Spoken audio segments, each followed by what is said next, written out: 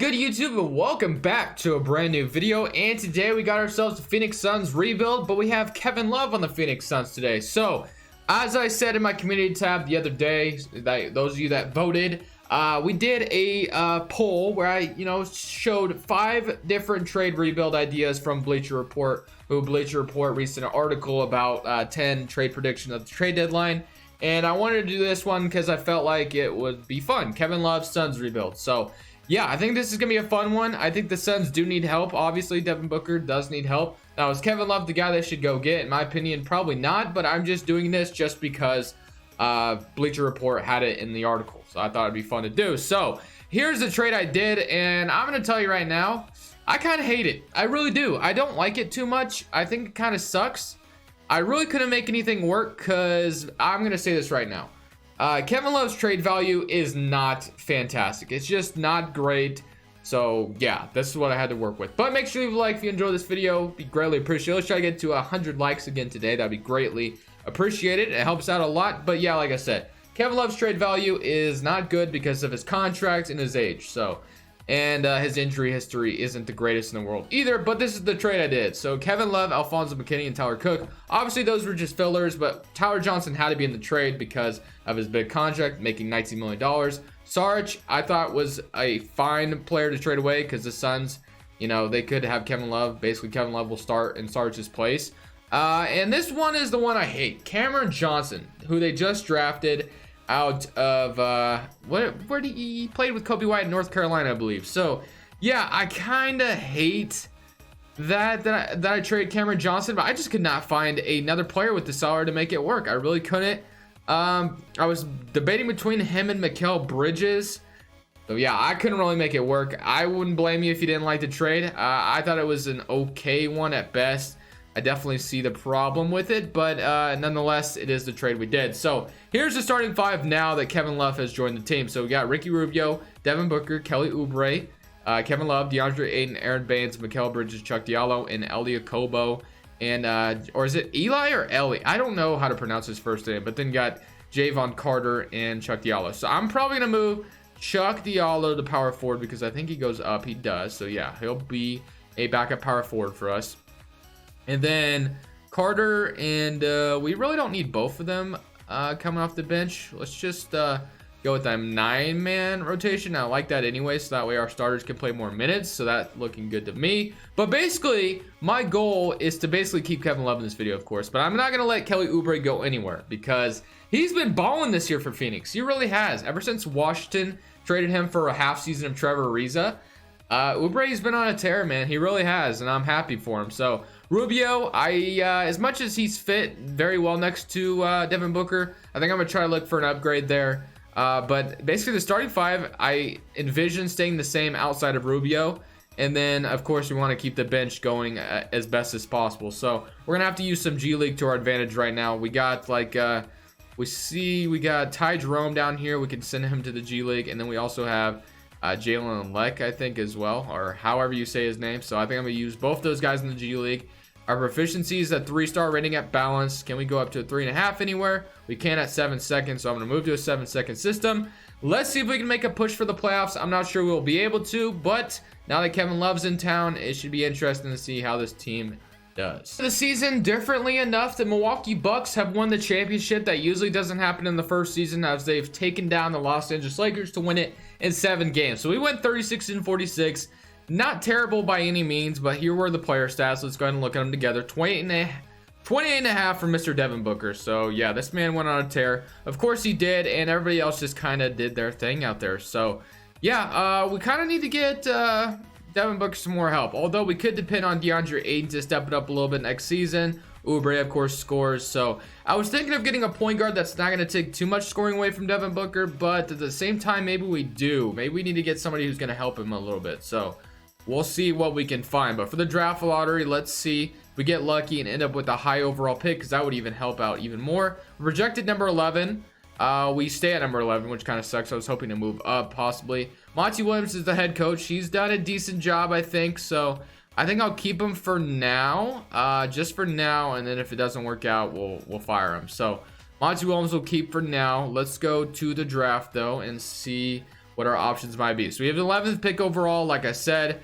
And of course, Ricky Rubio, like I've been hinting at, is going to be a player we, look to shop. So let's see what this would get me just straight up. I'm not expecting Will Barton, OG, Derek White, Mr. Gallinari, who's also been a player that the Suns have been rumored to be interested in. I think Gallinari is the better player to trade for than Kevin Love, because you're not committing, your whole future to Kevin Love, because obviously Gallinari is on a 1-year deal rather than Kevin Love being on a 4-year massive deal. Oh, we could draft RJ Hampton or Vernon Carey. I think I'm going RJ Hampton with number 11. And maybe we should find a bridge point guard who's going to start for now. Or we could just keep Rubio and send RJ Hampton to the G League. Or we could start RJ Hampton right away. Just kind of depends how we want to go. We'll see. Qualifying offers. Or we could even trade him if we wanted to, which I might lean towards trading the guy. We'll see. But first, I want to focus on free agency. So I think I won't make a trade for a point guard till after free agency. I want to try to get the bench in order. So Aaron Baines, all those guys are free agents. So when we look at the bench right now, we have Rubio, RJ Hampton. So we have a ton of point guards.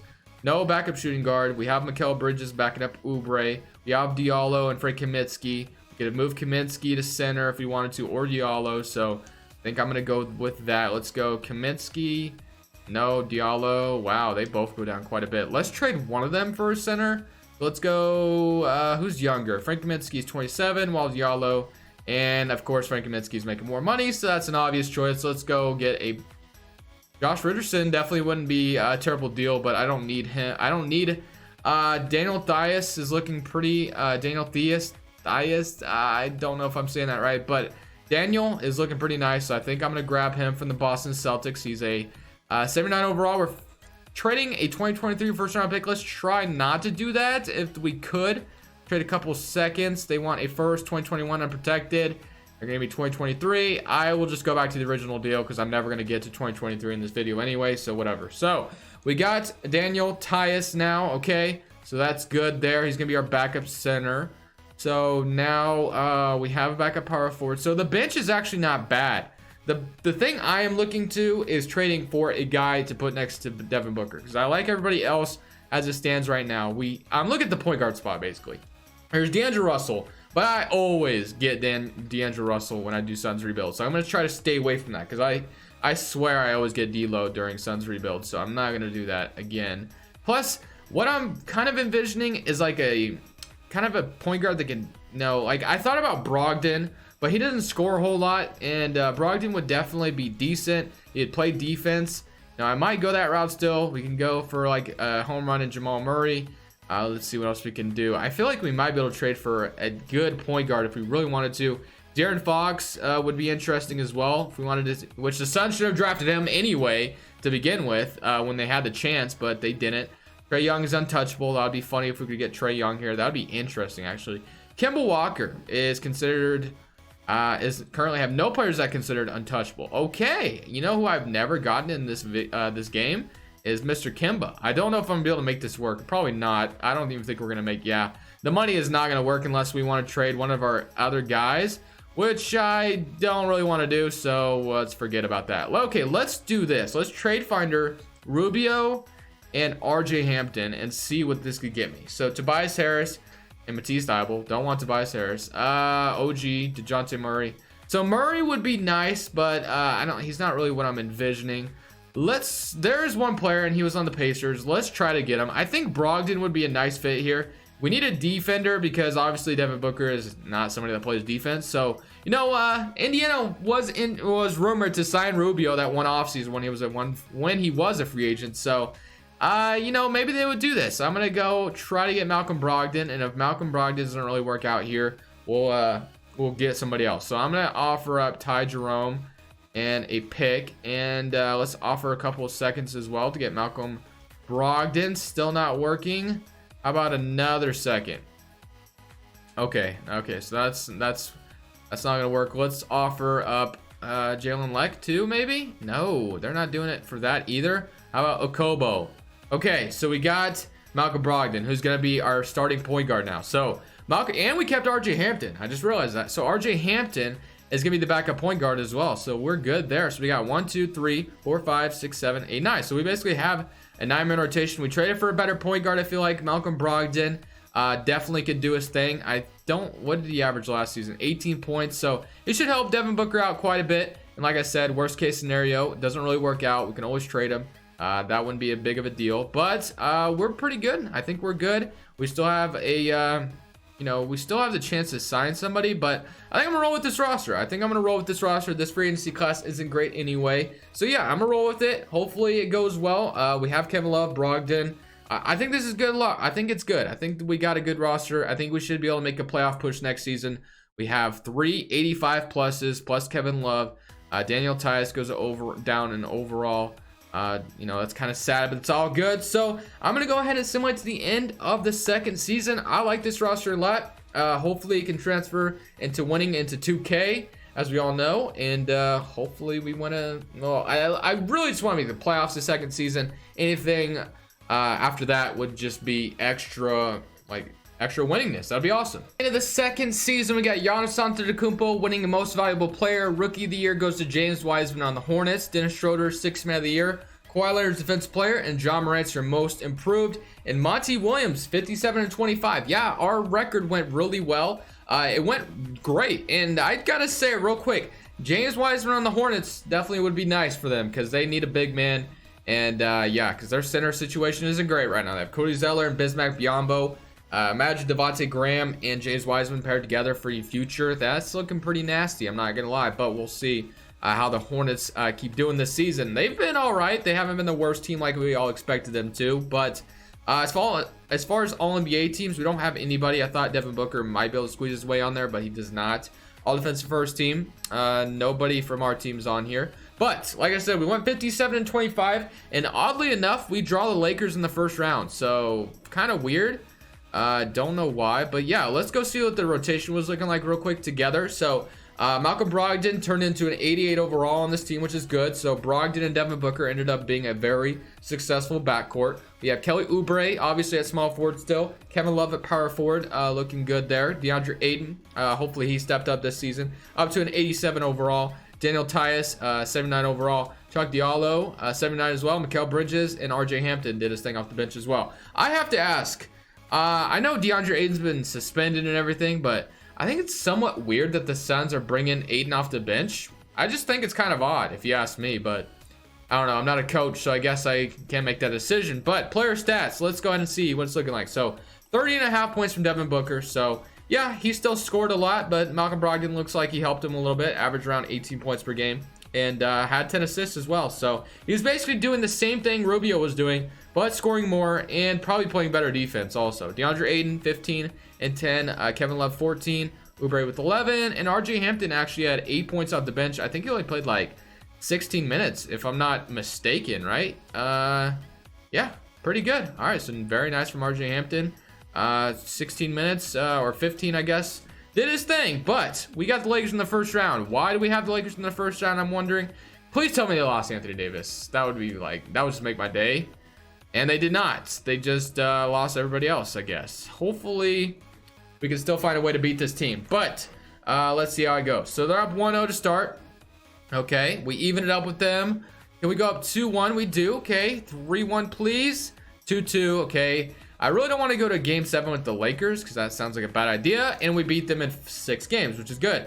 Now we got the Golden State Warriors. Obviously, the Warriors end up getting pretty good here because this team is gonna be a cheat code next year. As much as we, wow, they are stacked in depth. As much as we don't want to admit it, the Warriors, barring any health issues, are gonna be good again next season. They just are.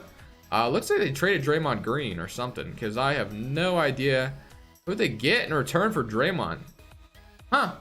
Sarge? I know I didn't trade Sarge to the Warriors. Interesting. I guess I'm gonna guess Draymond's the Cavaliers. He is. Interesting. Okay, so like I said, the Golden State Warriors are injured this season, but if they're healthy next season, plus that lottery pick, plus being able to trade D'Angelo Russell, they're going to be nasty. But we're up 3-0 on them, and we beat them in 5 games. Wow. We are going to the Western Conference Finals, and we don't have to face the Clippers. That is good news. We don't have to face Los Angeles.